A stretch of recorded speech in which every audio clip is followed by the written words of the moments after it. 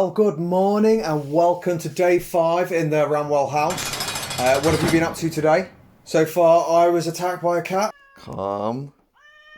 Oh, shit! I took the boy to school. Ready for school, Jay Bear? Yeah. Let's go then.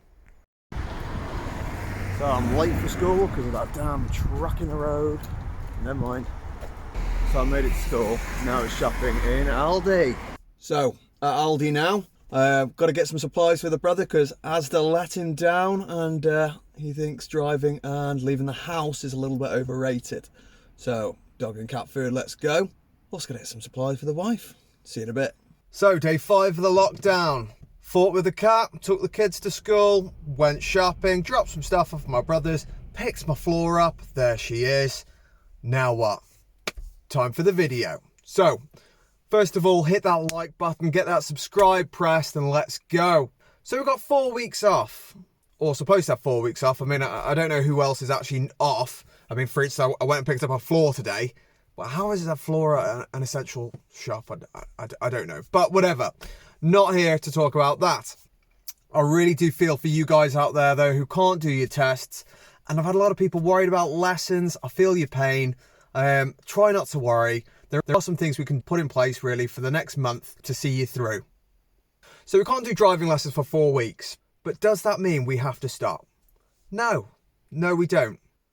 So over the next month, I'm going to give you some top tips really to try and keep your progress at bay, keep that maintained progress so you're not taking any steps back, and look at some other options out there to keep things going in the wait until we get back to those lessons. If you're waiting to do your theory test, get revising.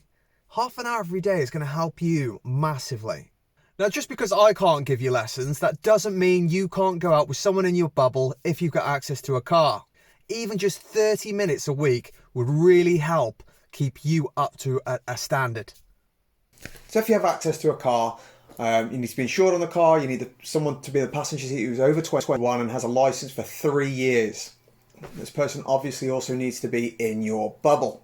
3 quick points for the passengers. So learners, if you're here watching this, go and get the passenger to just quickly listen. 3 quick points. A, your learner's going to need loads of time for directions. If you're giving directions, you need to give them loads of time. Before you get to the roundabout, think, when do I need to know? Double it, and that's probably closer to when they need to know. Alternatively, use a sat-nav.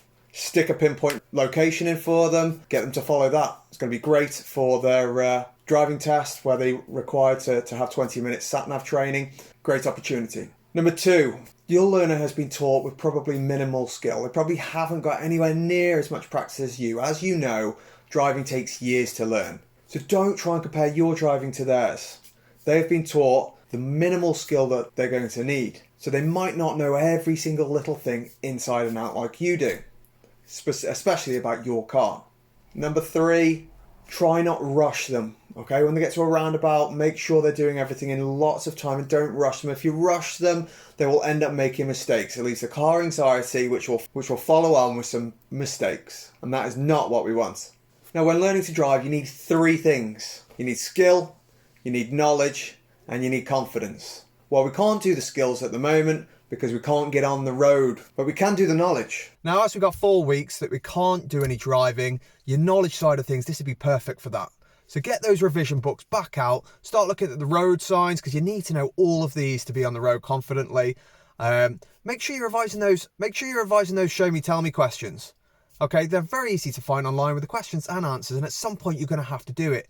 So why waste the time when you could be driving, when now you can't be driving, you've got 4 weeks, you could easily learn all of those in a couple of days. So the skill is the second one that you need for learning to drive, and you get that generally from your driving instructor. Your driving instructor will teach you the main skills of driving. We can't do that one for 4 weeks. The final one is confidence. Now, where'd you get confidence from? Again, you get some of that from your driving instructor, you get some of that from your knowledge, and you get some of that from your skill. Now, your confidence is everything together. The more skill, the more knowledge, the more experience, the more confidence you're going to have on the road. If any one of those is lacking, that's going to knock your confidence. So as I mentioned, if you've got access to a car, get out there with that person. And if you haven't got access to the car, you've still got plenty of opportunity to be checking your road signs, get the app back out, look at those road signs, look at your Show Me Tell Me questions, brush up on the YouTube videos, and thank you for watching. Don't forget to toot that like button. See you soon.